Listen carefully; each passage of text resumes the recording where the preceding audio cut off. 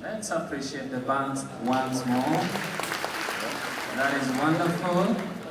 We are asking those who are outside to kindly walk in, find your seat as we settle to wait for His Excellency the President and other dignitaries so that we may have our second session ongoing. So in the meantime, Presidential Escort Band still entertaining us as we await for the arrival of His Excellency. Presidential Escort Band.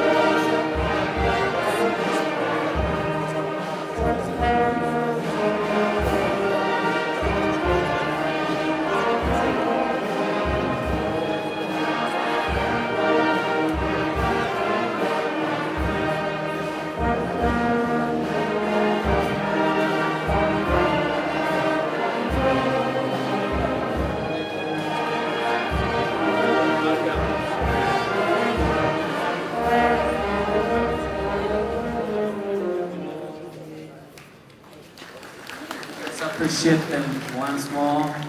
Thank you so much, Presidential Escort Band. Bwana ni mchungaji wangu.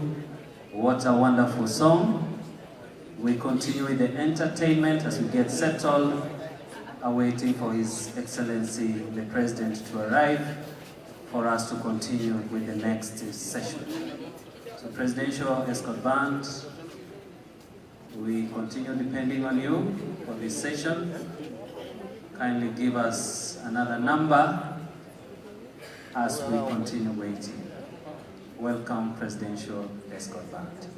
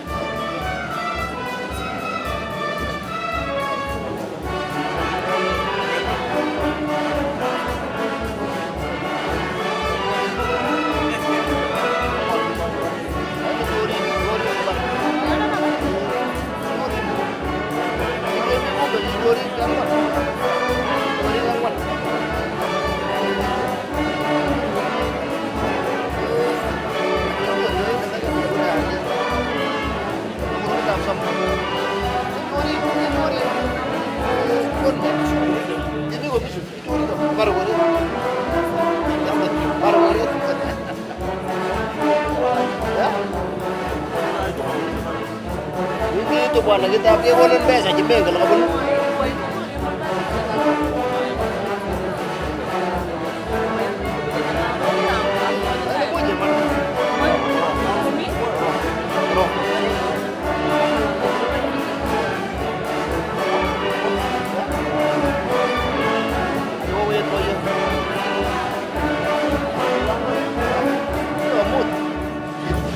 Oh, dia tu kopian lagi.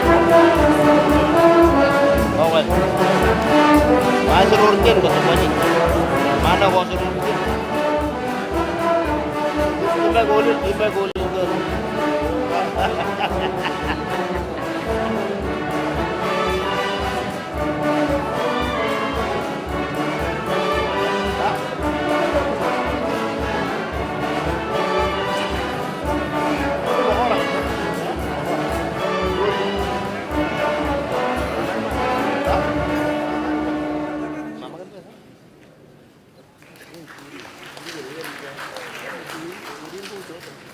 Yeah, we continue appreciating our band for giving us such wonderful interludes and entertainment. Wimbo huyu ni nani from the Catholic Church. Thank you so much, our Presidential Band. We sincerely appreciate you for what you are doing. We continue depending on you for the entertainment as we await for the arrival of our chief guest. Welcome, Presidential Escort Band.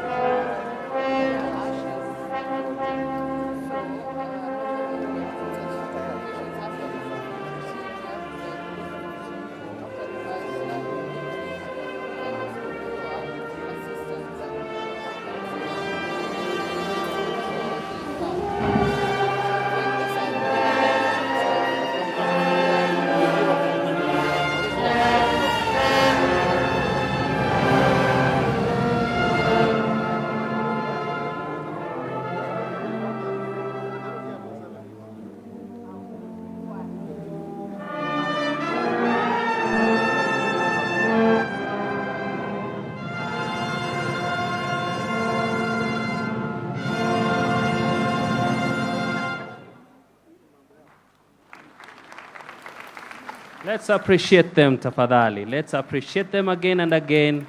Thank you so much, Presidential Escort Band. May I request Commissioner Wachiri kindly to come at the main dais. We prepare ourselves. I will request that when His Excellency arrives, we will all be upstanding.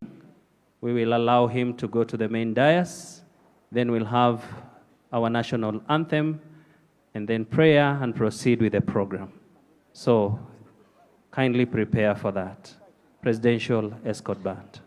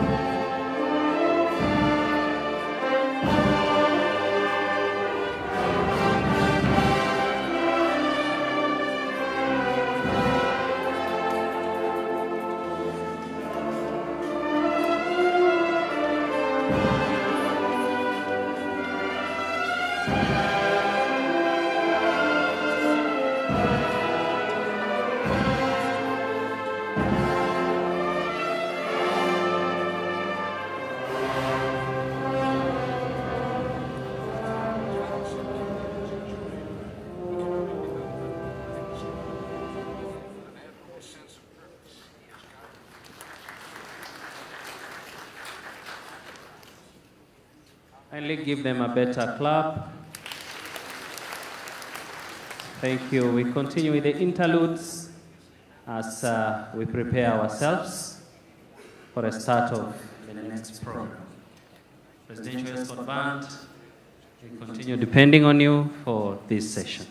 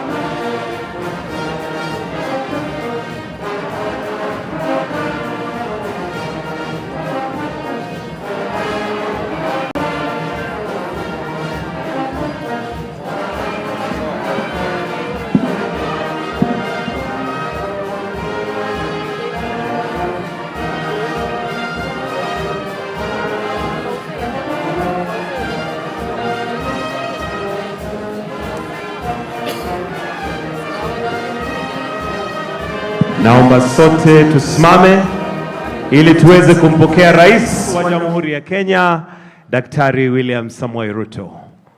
Welcome Your Excellency. Tuweza tukamkaribisha kwa makofi. Welcome Your Excellency. Karibu sana Mheshimiwa Rais wa Jamhuri ya Kenya.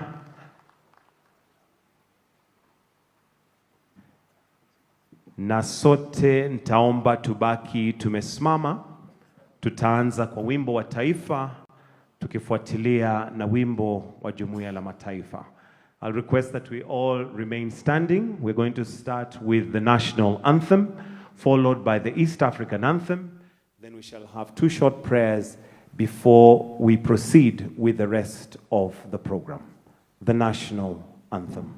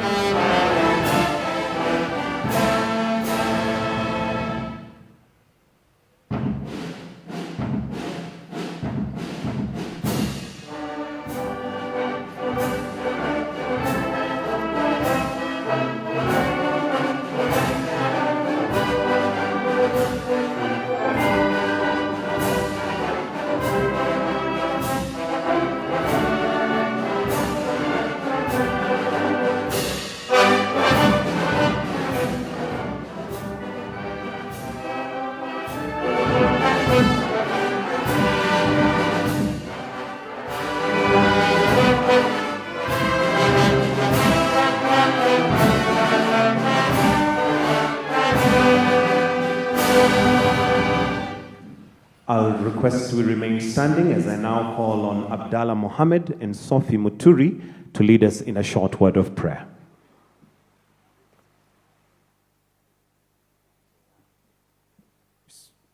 Bismillahir Rahmanir Rahim. Alhamdulillahi Rabbil Alameen. Ar-Rahmanir Rahim. Maliki Yawmiddin. Iyyaka na'budu wa iyyaka nasta'in. Ihdina as-sirata al-mustaqim.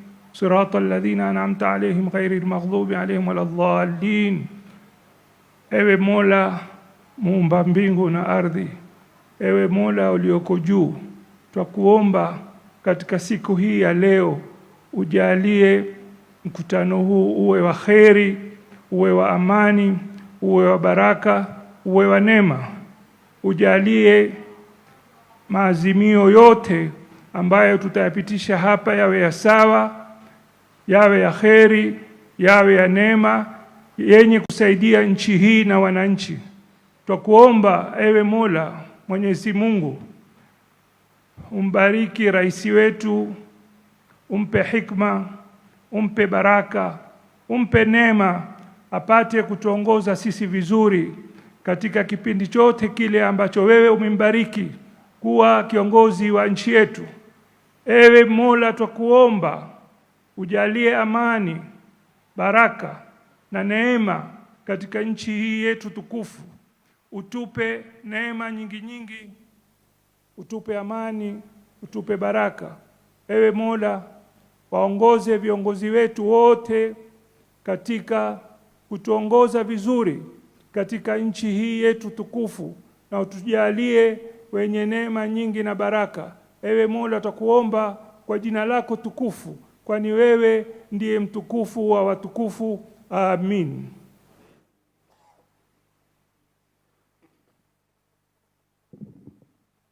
Let us pray. Almighty and ever-living God, we praise you and honor you for your faithfulness, your care and your keeping since we started this conference. Lord God Almighty, we thank you for the success of the 3rd National Wage Bill Conference, during which, Lord, you gathered this enormous congregation of leaders. We acknowledge that all authority comes from you, and those holding positions of authority are placed there by you, Lord. Almighty God, this morning, we thank you for our President, His Excellency Dr. William Samoei Ruto, his Deputy, Honorable Rigathi Gachagua, the Prime Cabinet Secretary, Honorable Musalia Mudavadi, Cabinet Secretaries, and all those in authority. Almighty God, we make intercession for our President that as he exercises the authority you have given him over this nation, he would experience your favor, receive wisdom, knowledge, and understanding from above. Lord, we pray that you would imbue him with distinct ability and courage. Our gracious Father, we thank you for our beloved nation, Kenya. Thank you that as you, Lord, made nations of mankind to live on the face of the earth, it pleased you to make us Kenyans. Lord God Almighty, we pray that the conference resolutions that we will be hearing later will ignite within us a resolve to serve the public with an unequivocal commitment and remain faithful to oaths taken and pledges made. And we do that, as we do that, Lord, we ask that you would let your favor be upon us as a nation. And it is in Jesus' name that we pray. Amen. Let us kindly take our seats. Your Excellency, the President of this nation and Commander-in-Chief of the Defense Forces, Dr. William Samoei Ruto, Your Excellency, the Deputy President, Honorable Rigathi Gachagua, Your Excellency, the Prime Cabinet Secretary, Musalia Mudavadi, the CDF, General Ogola, the COG Chair, Madam Anne Waiguru, the Governor Nairobi, all governors present, the CS Public Service, Honorable Moses Kuria, all CSs and Principal Secretaries present, the Chair SRC, Madam Lynn Mengich, Chairpersons of independent commissions, all national and local leaders present, all invited distinguished guests. Your Excellency, sir, with your permission, at this point, allow me to now call the Chair SRC, Madam Lynn Mengich, to make her welcoming remarks. Tunaweza tukamkaribisha kwa makofi. Your Excellency, the President of the Republic and Commander-in-Chief of the Defense Forces, William Samoei Ruto, Your Excellency, the Deputy President, Honorable Rigathi Gachagua, Your Excellency, Prime Cabinet Secretary, Honorable Musalia Mudavadi, Your Excellency, the Chairperson, Council of Governors, Anne Waiguru, Chief of Staff and Head of Public Service, Cabinet Secretaries present, Your Excellencies, County Governors, Chief of Defense Forces, General Francis Ogola, Deputy Chief Justice Philomena Mwilu, Chairpersons of Constitutional Commissions and Independent Offices, Principal Secretaries, Members of Parliament, Chairpersons of State Corporations, Members of Constitutional Commissions and Independent Offices, Chief Executive Officers and Accounting Officers, Your Excellencies, Ambassadors present, development partners, civil society organizations, non-governmental and faith-based organizations, distinguished guests, ladies and gentlemen, good morning. On behalf of the steering committee of the conference, it is with great humility and honor that we welcome you all to this third Wage Bill conference. We are indeed indebted to your presence of such a high-powered leadership from the national and county governments. This goes to show the commitment and seriousness that the leadership exhibits on the matters of the public wage bill. This commitment to the public wage bill has come from the distant past, transcending several government administrations. We recall the first, second National Wage Bill Conference in 2014 and 2019, respectively. I'm delighted to note that significant progress has been made on the implementation of the resolutions from both conferences over the years. The National Wage Bill Conference embodies the spirit of collaboration and a whole-of-government approach to matters of national importance. It is in this spirit that resolutions from the past conferences have immensely contributed to the positive trend in the wage bill to revenue ratio, which has come down from 51.4% in the financial year 2017-18 to 47.6% in the financial year 2021-22, and further projected to 46.64% in the financial year 2022-23. However, a lot more needs to be done. Your Excellency, we specifically thank you for the summit resolution under your leadership that resolved SRC, IGRTC, and COG to convene this conference. The conveners, in the spirit of a whole-of-government approach, co-opted the Public Service Commission, the Ministry of Public Service and Performance and Delivery, and the State Corporations Advisory Committee to constitute a steering committee that has convened this conference. After 3 days of intense consultations, all delegates have resolved to take actions now towards 35%. This is a journey towards realizing a wage bill to revenue ratio of 35% by 2028. As we are all aware, the Public Finance Management Act and Regulation of 2015 set a clear threshold of wage bill to revenue ratio for the two tiers of government at no more than 35%. Your Excellencies, ladies and gentlemen, this conference has brought together the national and county governments, private sector, non-governmental organizations, civil society, faith-based organizations, experts in productivity, and academia. The Conference Steering Committee is pleased to report that the presentations, engagements at the plenary, and several caucus sessions have been enriching and inspiring. The delegates have benefited from presentations, discussions, and sharing experiences. Consequently, everyone is well aligned with the vision to realize the towards 35% aspiration target. In addition to the deliberations during the conference, I'm pleased to let you know that under the leadership of the steering committee, a technical team comprising of staff from COG, PSC, the Ministry of Public Service, the SCAC, Ministry of Labor, IGRTC, and SRC, Auditor General, and Controller of Budget, developed technical papers that will be shared with all the delegates after this conference. These papers provide further insights into the presentations that are a synopsis of the technical papers. The 2.5 days have created a shared understanding of the public wage bill in Kenya, its profound impact on our national, county, and institutional financial resources, service delivery to Wanjiku, and economic development of our country.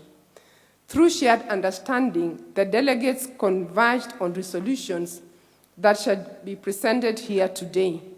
Resolutions that shall propel Kenya to inch closer to the 35% wage bill to revenue ratio. We owe it to wananchi to collectively achieve this target. Your Excellency, we are extremely grateful for your leadership in this wage bill discourse. The next generation is watching our footsteps. We then can agree here and resolve not to bequeath to them an unsustainable wage bill, but rather a wage bill that is affordable and fiscally sustainable. A wage bill that will not crowd out resources for development and service delivery, and which then propels this country to the next level of economic empowerment of its people. Your Excellencies, distinguished guests, ladies and gentlemen, as I conclude my welcome remarks, the journey towards 35% public wage bill to revenue ratio is possible by 2028. It is within sight. We need not, therefore, defer to the next generation what this generation must do, and we must do by 2028. It is only right that we fold our sleeves and make it happen for this generation. With your leadership, Your Excellency, we are all aligned, and through collaboration and a whole-of-government approach, we shall succeed.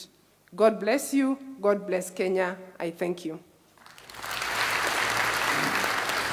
Thank you very much, Madam Mengich. At this point, Your Excellency would like to now proceed to a panel discussion, and allow me to invite Commissioner Wangui Mushiri to take her seat, and she's going to introduce the panel that is going to be having this discussion. Your Excellency, the objective of the panel discussion, it's a roundtable discussion, bringing home the current status of the role of leadership and the way forward on matters wage, bill, and revenue. Commissioner Wangui Mushiri, the floor is yours. Thank you. Thank you, Gitonga. Thank you, Your Excellency. Allow me to stand on the protocols already established as I invite the panel to this discussion. Our first participant will be none other than the SRC chairperson, Madam Lynn Mengich. If you could please make your way down, and a round of applause as she does. She's worked very hard hosting this panel. Our next panel discussant will be the Cabinet Secretary for Public Service, the Honorable Moses Kuria. Thank you so much, sir, for gracing us with your presence. We will also have the Council of Governors Chairperson, Her Excellency, Madam Anne Waiguru. Please, let's give her a hearty hand of applause as she makes her way down. And last but not least, our keynote speaker for today, the Honorable Retired Chief Justice, Mr. Maraga. Please, if you could take your seat, please.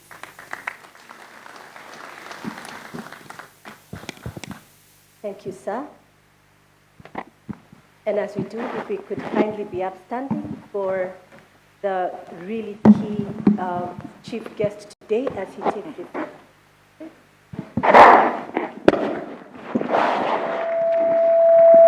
Let us welcome him kindly with a hearty hand, sir.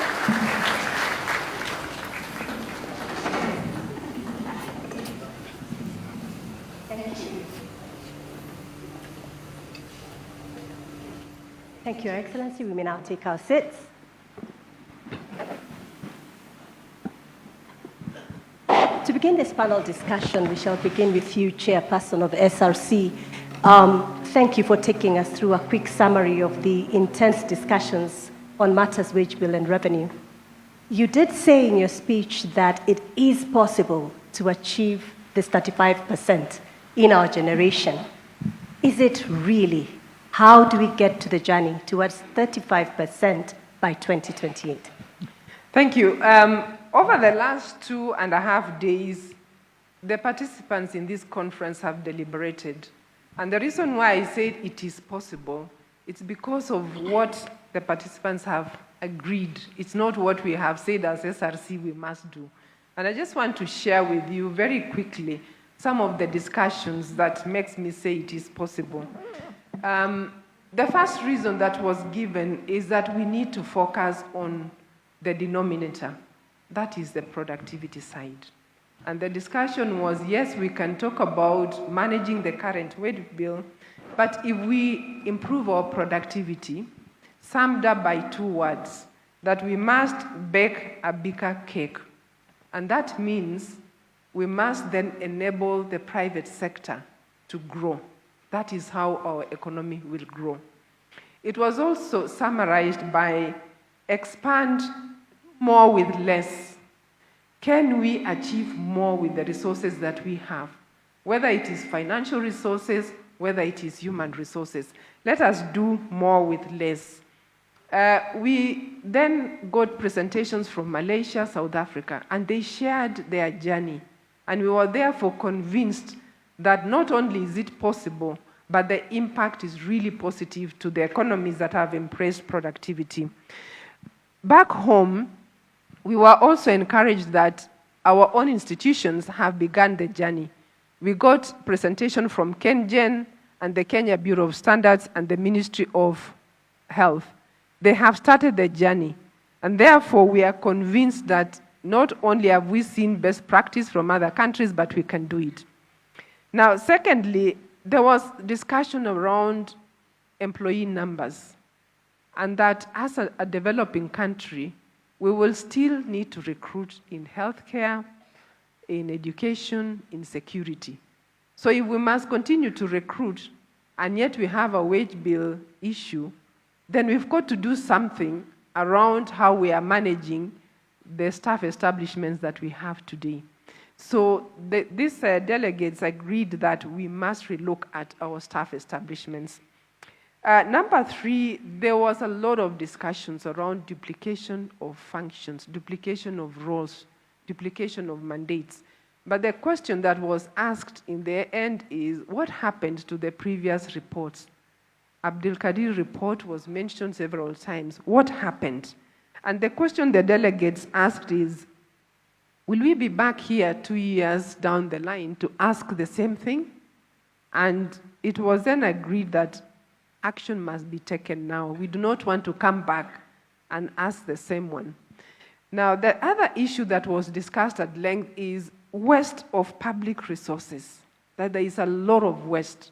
If we can just be more accountable and manage the resources we have, we might actually not have a wage bill problem. Are we managing our resources, lastly? And lastly, question about culture. We acknowledge that every year, Auditor General, Controller Budget, they release reports. But what happens to these reports? Are we accountable? The presentation shared our statistics on where Kenya is ranking on corruption. We looked at where Kenya is ranking on productivity. We looked at statistics on how citizens rank services in Kenya, whether they are receiving services as expected. And we could actually see that there is a problem. And we concluded here that there has to be a cultural transformation if we've got to succeed. Thank you. Thank you, Madam Lim. My next question, thank you, is to you, CS. There's been a lot of talk about activity versus input, output and outcomes. As the custodian of public service measurement in this government, what is your take on Kenya's model of performance contracting and performance management? Are we measuring the right things? Thank you, Wangui. I look at it from 2 fronts. One, performance management is much more encompassing than performance contracting. Performance contracting is just one of the measures that is supposed to contribute to performance management, and it's much broader than that. So the conversation that we are having within government is how can we be able to broaden the performance management framework so that it focuses more on productivity, that it measures outcomes and results as opposed to events and processes, which is the current. So that is currently undergoing some review and transformation, and we look forward to the beginning of the new fiscal year to be able to have a new regime that is, 1, much broader, and 2, that is really focused on outcomes. And performance contracting and performance management tools are supposed to answer to the needs of a particular administration. So what we're also doing is asking ourselves, how can our current performance management framework be a tool for this administration to achieve the commitments that we made to our people. Ultimately, we have to do that because the issue of productivity is key. And also, as the chair has said, on the issue of generational equity, that do we want to, as a current generation, to leave all the obligations and all these problems to future generations? I'm going to let me tell you that these fiscal issues, because this ultimately fiscal issue, is actually, it is hiding some real good progress that we are making on other fronts. For example, when we make progress on our exchange rate, when we control our inflation, when we have our GDP growing this year expected at 5.6%, and then that is wiped out by all these fiscal issues that come with recurrent expenditure. And finally, we want to broaden this discussion and ask ourselves, is this just an economic issue? No, for me, it's a moral issue, it's an ethical issue. How can we have 1 million people who are the public servants consuming 41% of our revenues and leaving the other 53 million people to consume 59%? In fact, I would question the other 53 million people. Why are they so patient with us? Because there's a moral issue and there's an ethical issue of how can we have just 1 million people living on the back of another 53 million people. Thank you. Thank you. Thank you, CS. Wow. Let me move over to the county governments before I come to you, Your Excellency. Your Excellency, Madam Anne Waiguru, the county governments are at an average of 45% wage bill to revenue ratio, according to the financial year 2022-2023. As you serve your last term as governor, what is your parting shot on matters productivity and the wage bill target of 35% in county governments? Thank you very much, Commissioner. I think it's very interesting, the conversation about the wage bill and what it is that we can do. And I think as a nation, it has come at the right time. Indeed, the county governments at the moment are at about 42, an average of 42%. That means that there are those with a lot higher, and then there are those who with a lot less, closer to 35. But I would like, before even we discuss in broad terms and maybe make proposals, bring us into perspective as to why the wage bill of the county governments has been growing. And I think this has been discussed in the last 2 days here. Just from statistics alone, if you look at health facilities, we started with 8,466 health facilities in 2013. We are now at 16,655. Doctors were at 874. We are now at 4,398. Nurses were at 6,620. We are at 31,923. Extension officers were 1,725, and we are right now at 8,078. And now we have started the UHC program. We are going to increase and include our CHPs into the wage bill. And therefore, with all that and the payments for NSSF and all, this is very critical that we have this conversation of how do we achieve all this, because the things that I have mentioned are indeed critical. And not to mention that we also inherited, mostly on the county's side, bloated public services from the defunct local authorities, and those people being protected under the permanent and pensionable. So even if you were to do your restructuring, you would not be able to move them. So you have to increase for critical services that are devolved, and at the same time, be able to maintain the current staff that you have. The other very critical issue is that revenues to counties has not been increasing in the commensurate manner. For all the functions that we have, if you look at where our revenues are pegged, they are pegged on audited accounts of maybe 3 years or so behind, as compared to 3 to 2 years behind, as opposed to the current year that has just passed, where the percentage of revenue going to counties will be a little higher. If the percentage of the revenue to counties was higher, and if counties put measures in place to increase their revenue allocation, they would be able to lower the average, the wage bill average per county. But this is one issue that we cannot skirt around. I think we need to have a conversation about functions and resources following those functions. And then, as Chair of SRC has said, maybe we need to look also at our structures and see how they are populated and how do we deal with the issue of rationalizing those structures so that you have critical staff that are required for the critical services that counties are supposed to implement, the functions that counties are supposed to implement. Now, on the issue of my parting shot, what is it that I would say? I think this country needs to look very deeply, introspectively within. Many times we come to conferences and have conversations about what we need to do, but when we go to implement, we implement for the first 6 months or so, and then the resolutions fall by the wayside.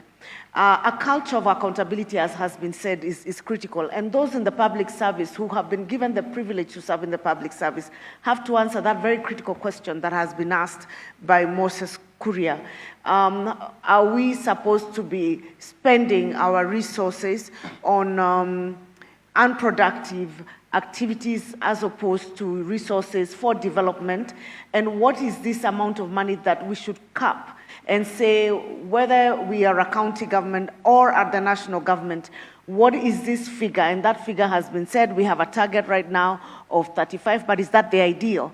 And finally, inculcating a culture of productivity. I will say in this panel, Your Excellency, if we checked the productivity of the staff, both at national and county level, and especially the middle to lower cadre, you will find that the productivity is very low, because you will find one job that can be done by one person is probably being carried out by 3-4 people.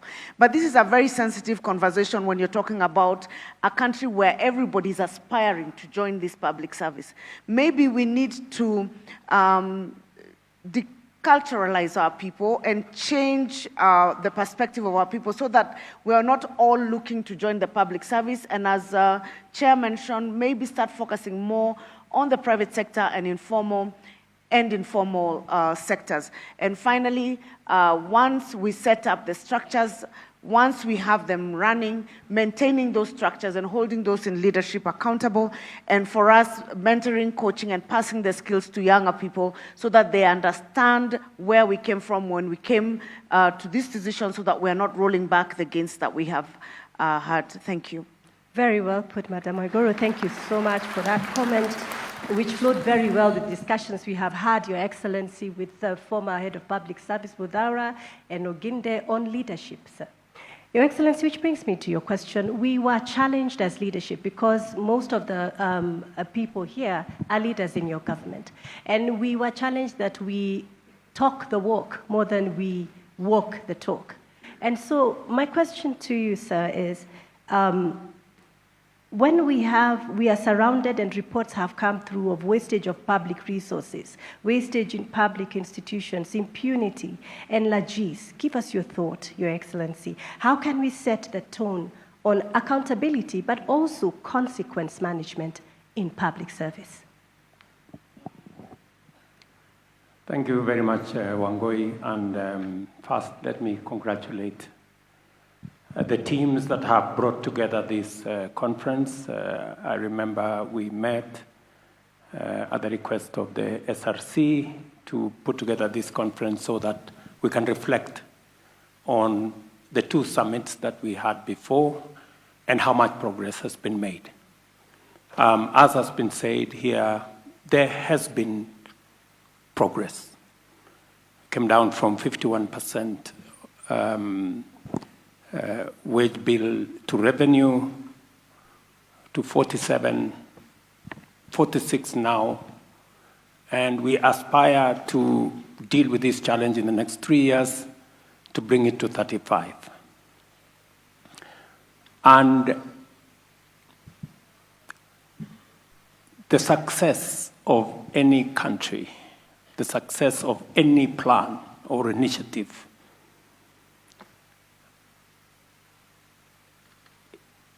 will stand or fall on leadership. I don't think any one of us need to be persuaded as to whether it is the right thing to do. The questions answered. Is it the correct thing to get our wage bill to 35% as a percentage of revenue? Yes, it's the right thing. Is it doable? Yes, it's doable. Is it easy? No, It's not easy, right? So it is up to us as leaders to decide whether we want to do this or we want to play to the gallery, we want to talk the walk, as you've said, or we want to walk, or we want to walk the talk. That's the decision we must make. And it boils down to the fact that decisions to be made are not easy. They're not comfortable. They're not popular. And it is the reason why I insist that those of us who are leaders, who have the privilege to be leaders, must understand our calling. We have been elected, all of us seated here, and occupying leadership position, appointed, nominated, employed as leaders. And we have been given responsibility to do the right thing, to make the right decisions, even if they are not popular. And you know, the challenge we've had as a country is that we all know what is right. We have all documented studies, programs, resolutions. But when it's time for the rubber to meet the road, when it is time to implement, it becomes difficult. We have talked about the Abdikadir report. We have talked about the various resolutions of the wage bill before. But we must get to the point where those of us who are privileged to be leaders must be ready to lead, to serve, to make a difference, and not necessarily to be popular. We have a choice to make.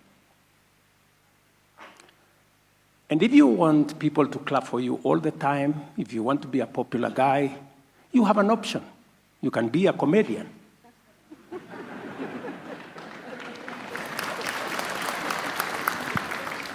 It's also a very well-paying job. And it boils down to some of the, let me give you two examples. You have a whole cabinet minister. We are having a conversation about drug abuse, alcoholism. And you have leaders who are saying, no, you shouldn't be closing bars. You are mistreating people. Really? Okay, because what are we chasing? Popularity. Okay. The other day, we have a doctor's challenge. You can hardly pay because we've said, there are real issues we want to deal with. You have leaders who it is in their place, including governors, saying we support the doctor's strike. Really? If you support the doctor's strike, pay the money they are asking for. So we must stop chasing what is popular. We must go after what is right.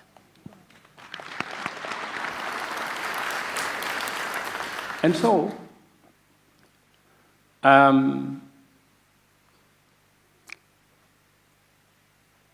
we have three issues from where I sit in this matter of the wage bill.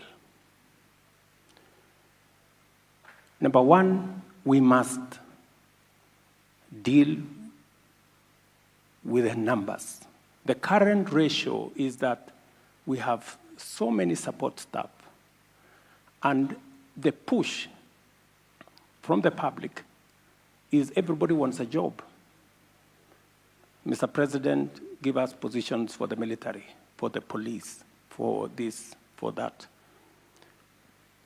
We must be deliberate about creating alternative pathways to employment.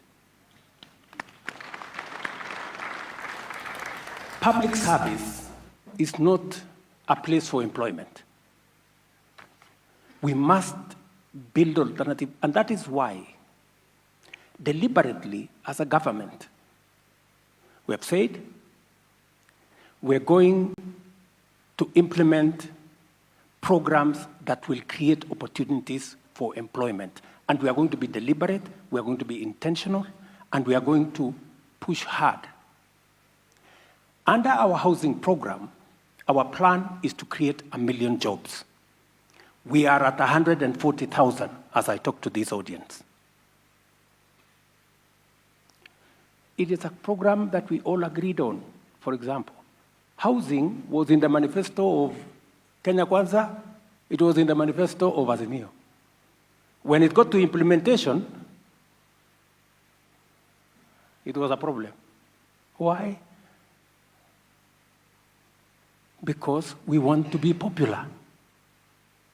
When you know what the right thing is, we are going to be intentional and deliberate because it is the way we are going to create jobs and not load on Kenyans under the public service. Number 2, we've changed the law. I've signed a new law I've signed the new legislation into law. We're going to create opportunities in the digital space. There are tremendous opportunities in the digital space. That way,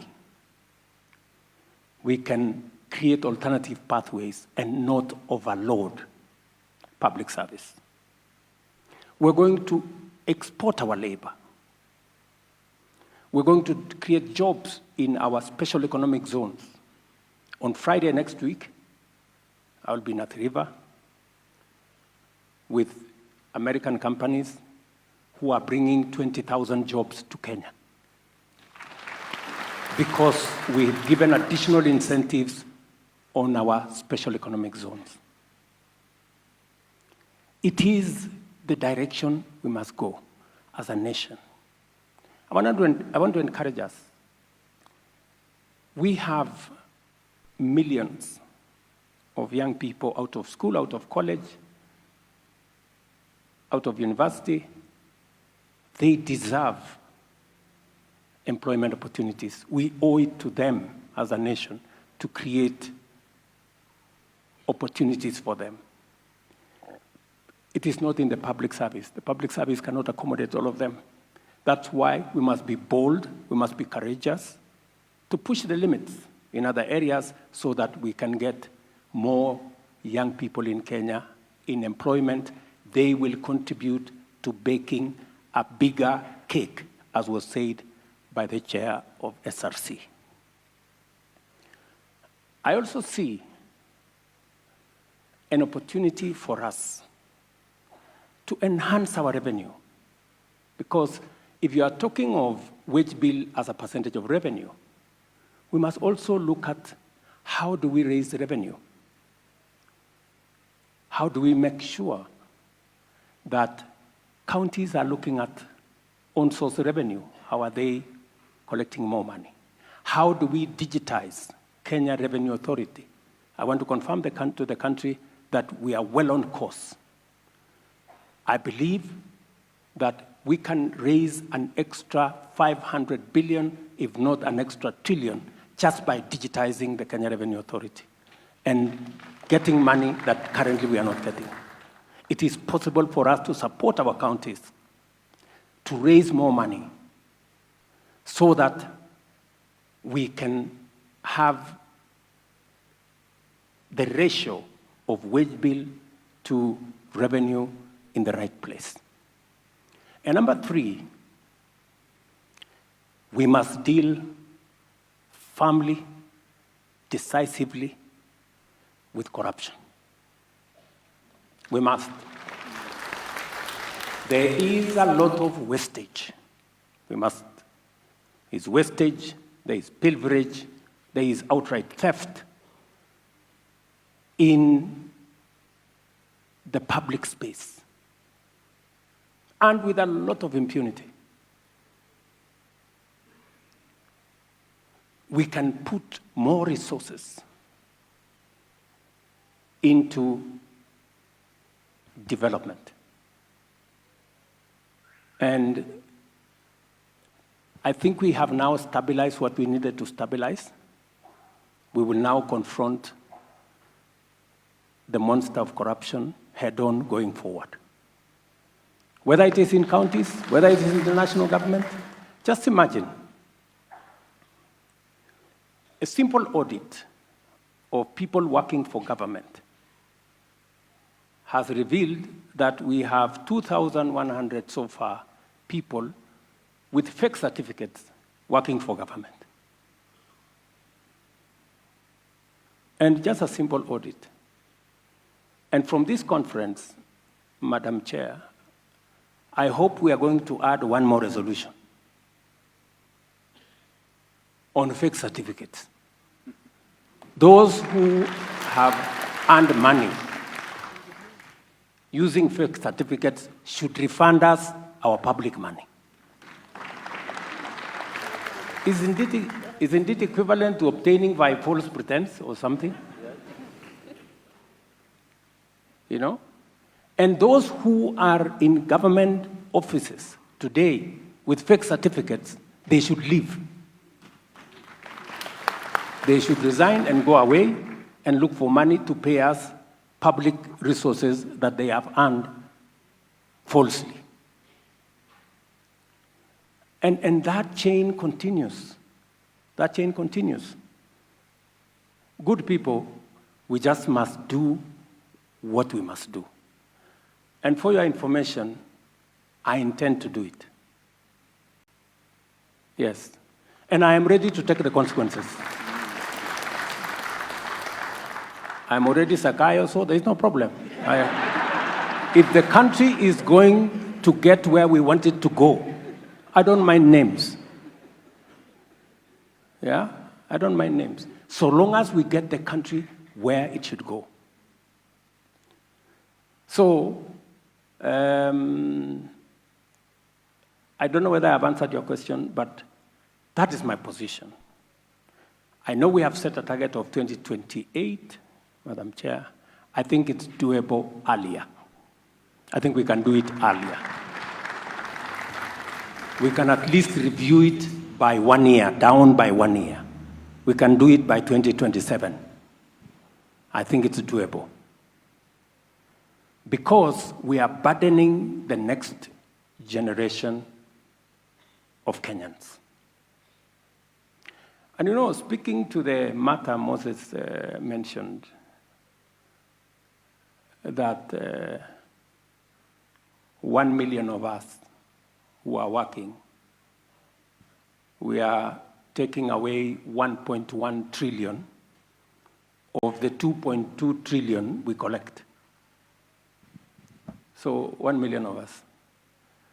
And you know the irony of this is that when we are asked, those of us who have the privilege to earn from the taxes of Kenyans, when we are asked to contribute 1.5% so that other Kenyans can have a job, we have a big problem. Not forgetting that there are another 50 million Kenyans who earn nothing, as we earn something. And they pay taxes the way we do. Surely, good people. At least us, we have the privilege of earning something. We are being asked to make a contribution. Those ones, they pay taxes, they earn zero. And they are still around. And they are not complaining. As we are complaining. Really? So this is a conversation, the honest conversation we must have as a country. And I intend to lead from the front on this one. Thank you. So, thank you. Thank you, Your Excellency. We are not going to sacrifice progress on the altar of popularity. And we are going to make radical measures, take tough choices to achieve what we must. Thank you, Excellency. A round of applause for the President, please. Which dovetails very well to you, Chief Justice Emeritus. This morning you gave us a deep dive on the conundrum of leadership. And it was clear that there is an execution gap. As you speak to the execution gap, let me challenge you also just to lean and glean from your experiences in the judiciary, that when on the issue of consequence management in public service, that we would like to move forward, as His Excellency has eloquently put it. In public sector, as we had discussed, when we have a problem, we run to the judiciary, and that case goes on for quite a while as public money is being spent. Every month, that person is still being spent. And if it is the private sector, 15-minute boardroom discussion, the matter is settled. How can the judiciary help us, expedite governments, to do what they must do in order to have an efficient public service? Thank you, Chief Justice. Thank you. Thank you, Wangui. The judiciary leadership understands the role the judiciary plays in the socio-economic development of this country. You will recall that in 2003, 2004, when the performance contracting idea came up first, it was fiercely opposed by the then leadership of the judiciary. But with the new constitution and the obligations that are there, that the judiciary is exercising the authority of the people and is accountable, the new leadership in the judiciary, my predecessor, Dr. Mutunga, and the leadership in the judiciary sat down and said, look, we must comply with the Constitution. Then what the judiciary did was to sit down, get all the judges, the leadership and the representative of the judges, and say, look, we cannot have commercial disputes lying in courts for years on end, because we are holding a lot of investment funds that would go into the economy. So the question of contracting and how much each one of the judges is going to do was a thorny issue.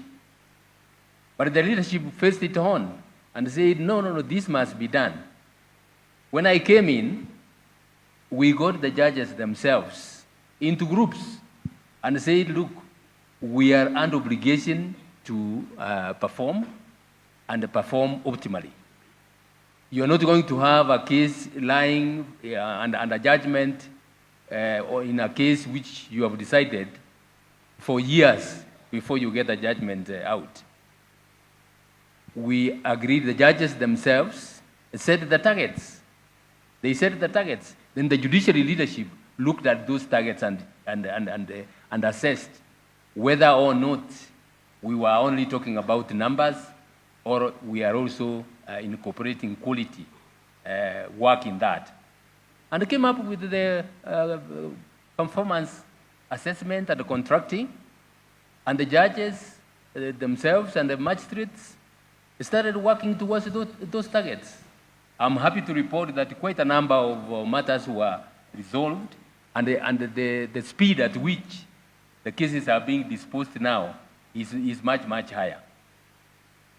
The other thing that we looked at was the issue of alternative dispute resolution.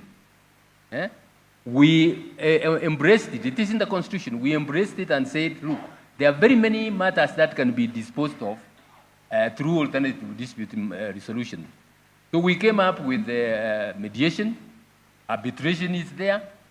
We told the judges to deliberately look at the issues, cases before them, and see which ones can be resolved through those alternative dispute resolution.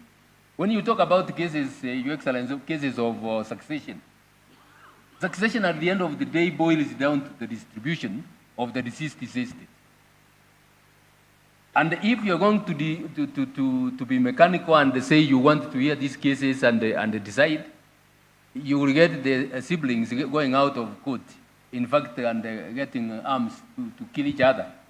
But when we came up with mediation and referred most of those cases to mediation, quite a number of people were happy going out. The siblings discussing those cases and going out and dealing with them. So that's how we have gone about it.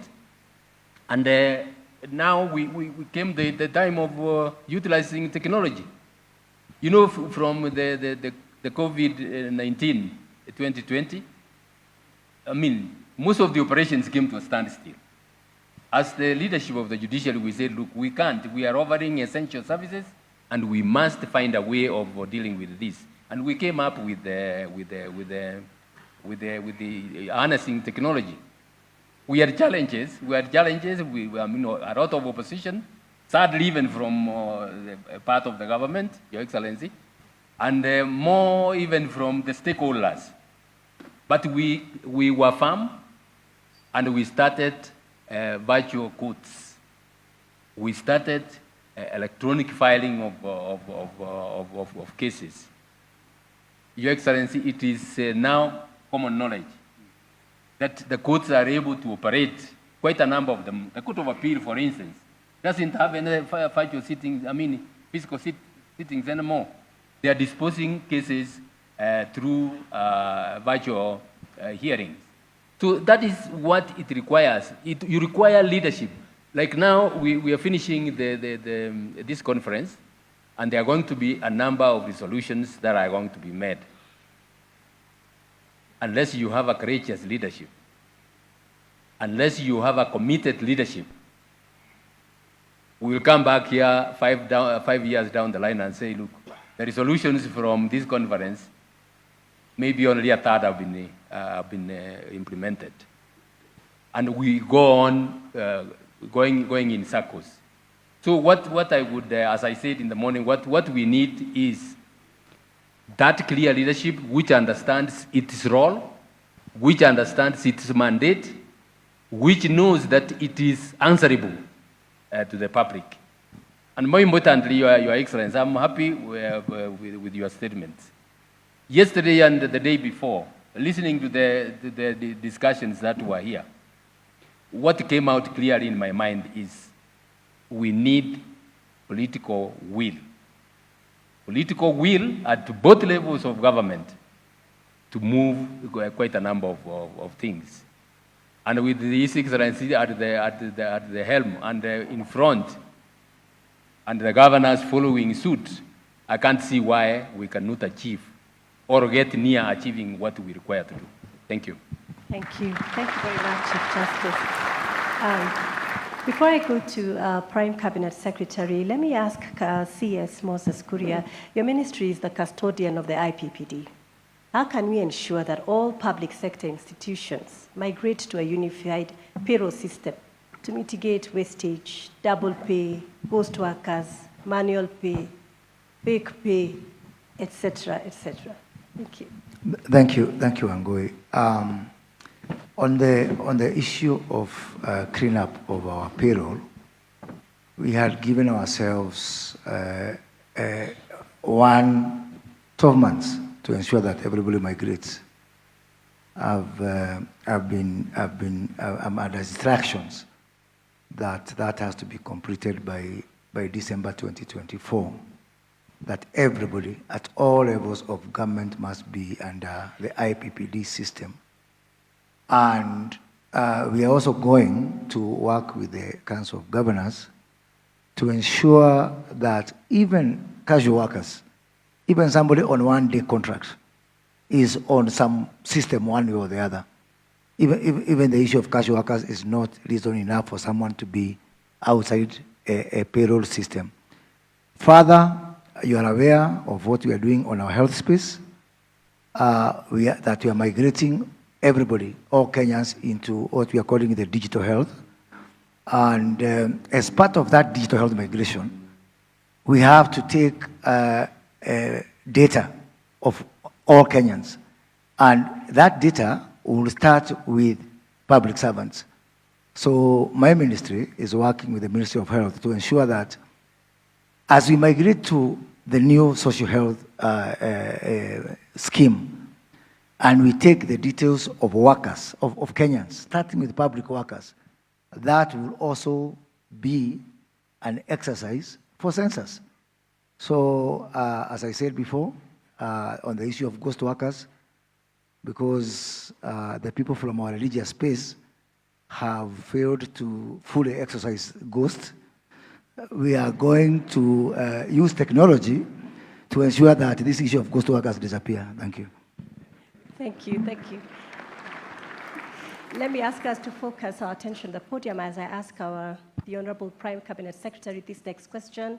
We are currently operating on an average of 65% of approved staff establishment in the public service. If we were to recruit to 100%, the wage bill will grow from 1.1 trillion to 1.8 trillion. What is your take on this number, sir?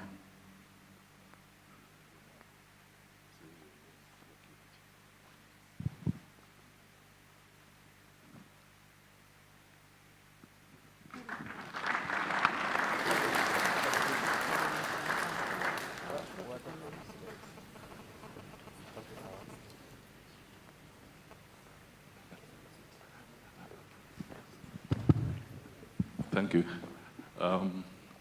You can understand it's awkward to be speaking from that podium when the president is here. That is the quickest way to get my salary slashed. So, Your Excellency and all who are here, I'll just try and address the issue of the numbers that you have mentioned, because right now at 65%, I think we are spending 1.4 trillion, 1.1. And if we move to 100%, we shall hit 1.8 trillion. Clearly, that is not tenable.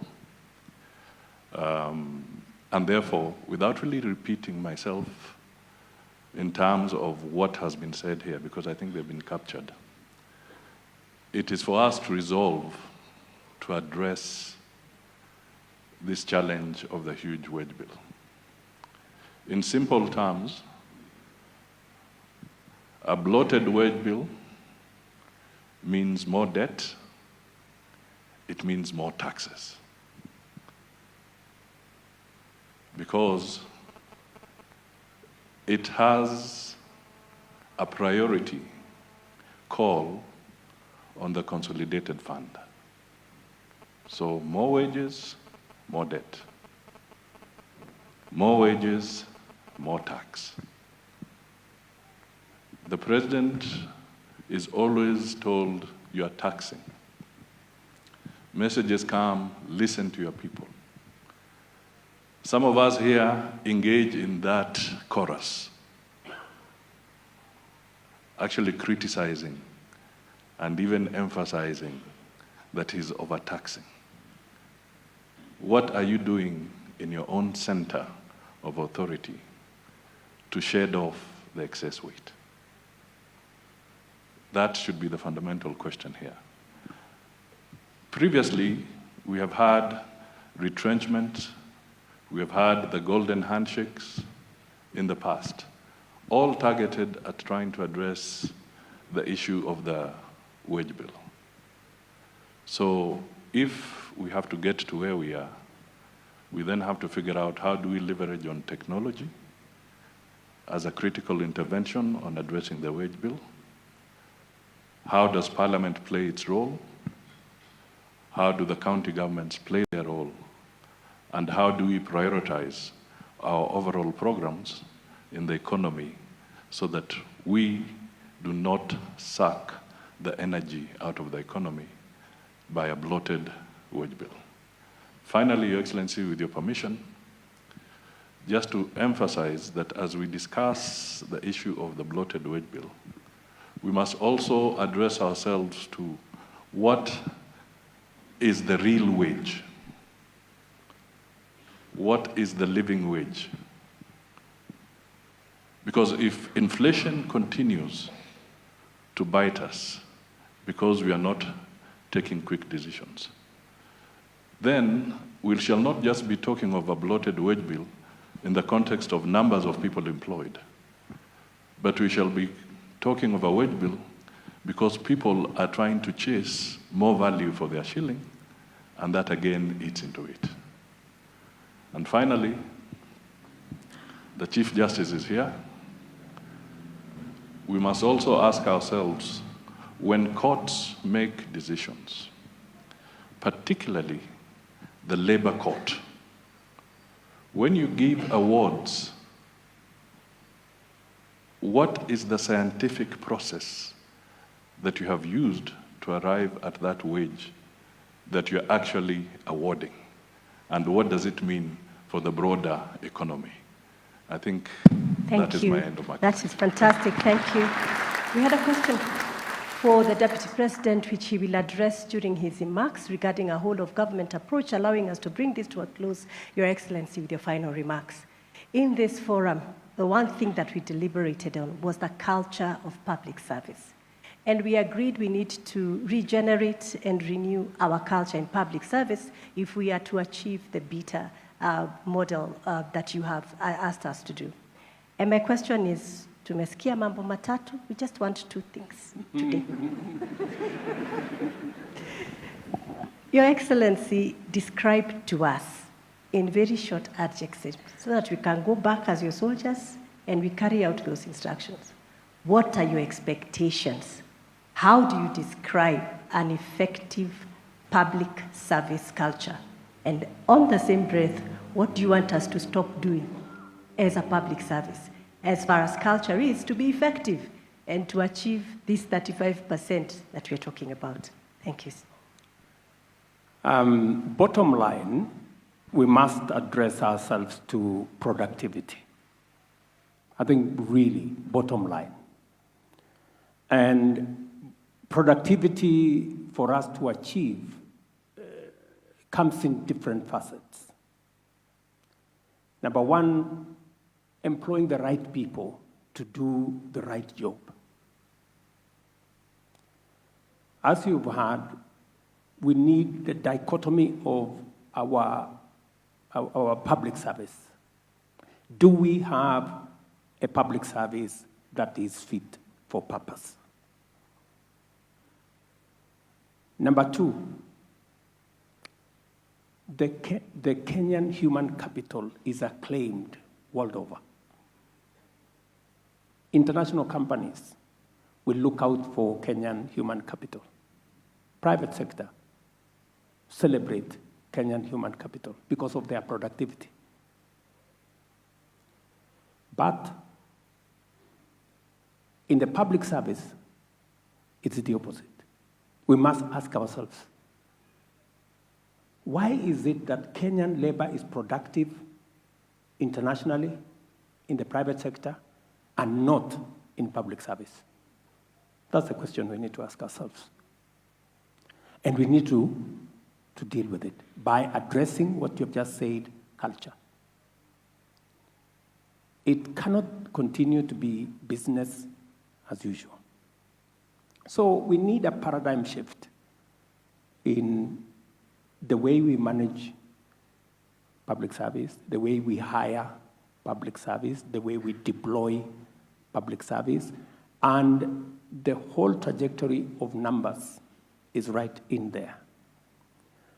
And it is the reason why we have a whole State Department today of public service management, performance contracting and management, so that we can deploy a public service that will support the entire economy. Efficient, productive, paid, but delivering.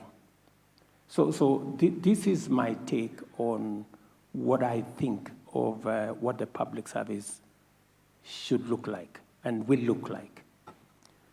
It is going to take the whole of government approach. We will need leadership from the counties, from the national government, from the legislature, from our judiciary. It's going to be a collaboration, a working together of all the arms of government to make sure that we have a fit-for-purpose public service, and one that is sensitive to cost. It must be competitive, it must be efficient, it must be professional. And again, we must address ourselves to the subject of wastage, of pilferage, of theft. We must address ourselves to that.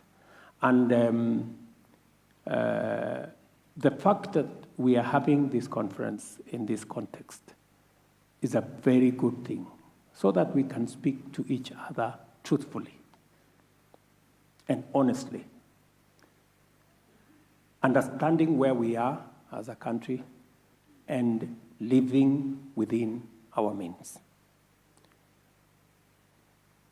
We have a budget every year that has a fiscal deficit. 500, in fact, in 2022, we had a fiscal deficit of $1 trillion, meaning we were seeking to spend $1 trillion which we didn't have. We pulled it to 800 billion. We pulled it again to 600 billion. As we go towards, in the next 3 years, as we go towards having a wage bill to revenue of 35%, I will equally be driving to get a balanced budget,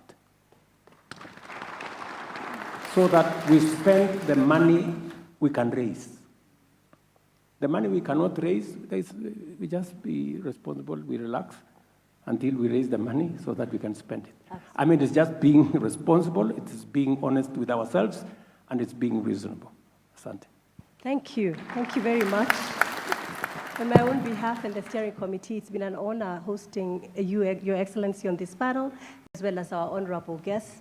I think mambo kwa ground imeshift, and the line to SRC for more salaries has reduced, Chair. Our work is going to become less. Let me allow our honored guests to take back their seats and hand over to state functions. Thank you.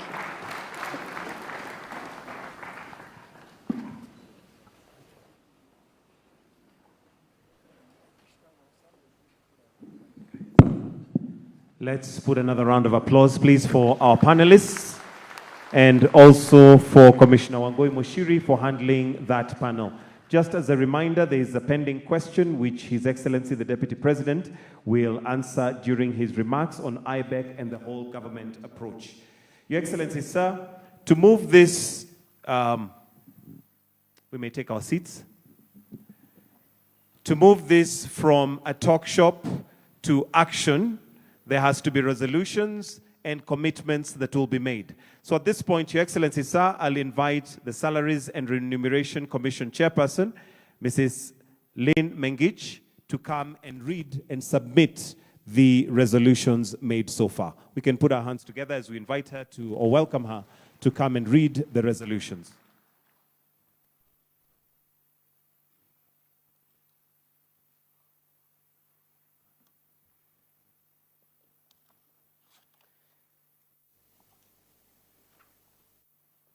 Thank you. I'm honored to read these these resolutions, which is actually resolutions from all of us in this room and those who were there on Monday up to today morning. So the first resolution is all ministries, departments, and agencies, state corporations at the national government level to refine their strategies and action plans to achieve a wage bill to revenue ratio of 35% by June 2028. These strategies and action plans to be submitted to their respective cabinet secretary by 30th June 2024 for approval. The National Treasury and the Controller of Budget to progressively monitor the trajectory and ensure that provision of personnel emoluments do not exceed 35% threshold by 30th June 2028. The lead actor will be SRC and the SCAC, and collaborators is National Treasury, COB, Ministry of Public Service, CEOs of state corporations. Resolution number 2. All county executive committee members for public service to refine the strategies and action plans to achieve a wage bill to revenue ratio of 35%. The strategies and action plans to be submitted to the County Executive Committee by June 2024 for approval. The county governments and the Controller of Budget to progressively monitor and ensure that provisions of personnel emoluments do not exceed the 35% threshold by 30 June 2028. Resolution number 3, the public service institutions to review and rationalize their staff establishments with a view to align to affordability, fiscal sustainability, right composition, skill sets, and fit-for-purpose organization structures that will facilitate the institutions to achieve the 35% by 2028. Resolution number 4, review the Kenyan model for performance management by December 2024 to shift from measurement of activities and inputs to outputs and outcomes. Institutionalize measurement of productivity, integrate the various measurement systems, and create clear linkage to a reward and sanctions system. Resolution number 5, all institutions of the national and county governments to adopt and build capacity on performance contracting as an accountability tool in line with medium-term Plan 4 with effect from 1st July 2024. In this regard, public service institutions to incorporate productivity measurements, process reengineering, technology, and skills development as key drivers to implementation. Resolution number 6, all institutions at both levels of government to migrate their payrolls to the Human Resource Information System Kenya by June 2025. Further, manual, multiple, and standalone payroll systems to cease. Resolution number 7, eliminate duplications and mitigate overlap of mandates, roles and functions across state corporations, national and county governments, constitutional commissions, and independent offices. Resolution number 8, initiate a government-wide cultural transformation to embed the national values and principles and institute a mechanism for reward and consequence management in pursuit of a transformed public service culture. Resolution number 9, submit the resolutions to the summit for adoption and thereafter constitute an intergovernmental multi-agency team to implement the resolutions. And Your Excellency, you requested that we add resolution number 10. But since it is these delegates who passed that resolution, I'll ask them to give me the yes to add a resolution on fake certificates. Can we add that? Yes. So, Your Excellency, we shall add that resolution because that is what the delegates have all agreed. So thank you. So with that, I will now hand over the resolutions to the national government and the county government through His Excellency the President for their implementation. Thank you.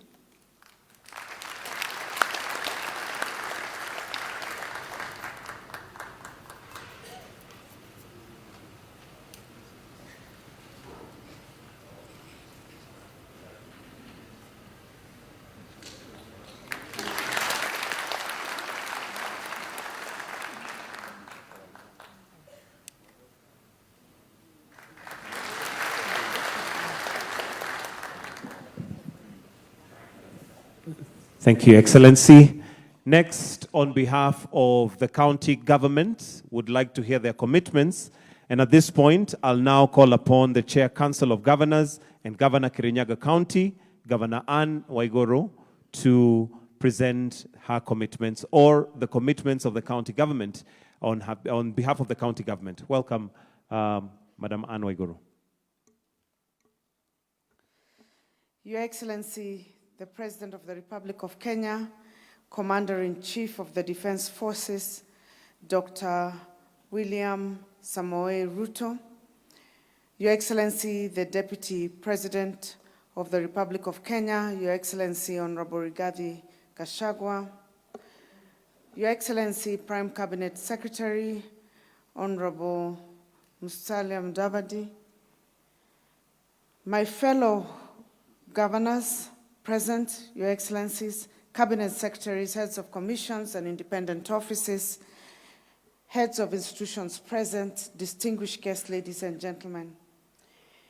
In the past 2 days have been quite enlightening. The topics and discourse resonate deeply with the desire of the citizens of this country envisioned when they promulgated the Constitution of 2010. The dream was that quality services that are affordable and accessible will reach every corner of this nation. I am delighted to note that all key actors from the 2 levels of government who must take action for us to race towards 35% as per our theme and the broad objective of this premier conference participated in this conference. This is a clear testament that when we focus on a particular matter together, it is indeed doable. Your Excellency, ladies and gentlemen, let me add my voice and state my key take-homes from this conference, and this on behalf of my colleagues. Number 1, we should continue to strike a balance between service delivery needs and the revenue shared between the 2 levels of government. This has been ably shared by Excellency governors. The relationship between various staff establishments and the optimal levels needed to offer the services must be reviewed so that we don't make decisions in a vacuum. Number 3, that the new or enhanced development speaks to an added human resource and has direct impact on the wage bill. Number 4, productivity mainstreaming needs to start from the top, where we as governors are committing to lead and cascade it to the lowest level, and requires also a paradigm shift in the ways we do business in our public service. Number 5, on the use of technology, that is not an option and should be a perennial discussion and also implemented. It is proven that the use of technology has many benefits, from the reduction of leakages of resources, facilitating higher collection of revenue, reduction of processes, and also the human resource. A classic example is at Huduma Center, Your Excellency, which reduced the time it takes to receive any government services. Number 6, best practices and emerging good trends are within us. We must celebrate and embrace them. Let us therefore celebrate and learn from counties and other MDAs that have consistently attained the 35%. Number 7, the mentorship and coaching is key to generational transfer of good culture that all of us must consider for impact. And finally, for the counties, we need to finalize the costing and transfer of functions that have been devolved, and as well as their attendant resources. The raft of measures and strategies discussed and agreed upon in this conference and the past conferences must continue to be implemented at all levels of government, without which we will be gathered in vain. The issue of productivity being key, Your Excellency, must cascade across even county governments. And on behalf of my colleagues, I would like to give a commitment to the implementation of the